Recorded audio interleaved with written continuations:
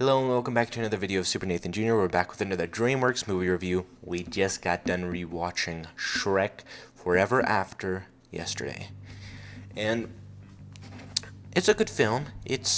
I like the conclusion to the Shrek franchise, but at the same time it's not amazing by any means, and I think that they could have done a lot better with the conclusion, but at the end of the day it's significantly better than Shrek the Third and is a fine conclusion. The plot of the movie revolves around Shrek essentially not understanding what he has and taking everything for granted, wanting to go back to the old days. He thinks that by getting Rumpelstiltskin to give him a day as an ogre, he'll be able to, relax to a certain degree for one day to, since it felt very repetitive for him in life. And then, obviously, that went wrong. A bunch of things happened in the movie, yada yada. It had some interesting concepts, and I think this was a unique version of a what-if alternate timeline universe. I think they did a fairly decent job with it. And then concludes with Shrek, being with his family again. Hooray. And, being happier than ever. And that's a good conclusion for sure, but it's not amazing. I think that the plot was done fairly well, much better than Shrek the Third for sure, but at the same time, it's just missing some magic to it. It just feels bland and doesn't have that same kind of energy the first two.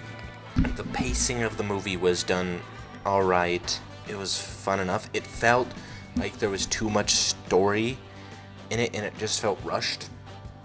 So, unlike Shrek the Third, I feel like this story was too long, and they just zipped by and then it was over, and so they had to squish it down, and that's disappointing, but oh well. The animation, much better than Shrek the Third. It looked really good. I liked the different new characters that we saw, like a bunch of the witches, and then Rumpelstiltskin looked pretty good. The music, great as always. I love the soundtrack for the Shrek films, not necessarily Shrek the Third, but especially the first two. The voice acting is great.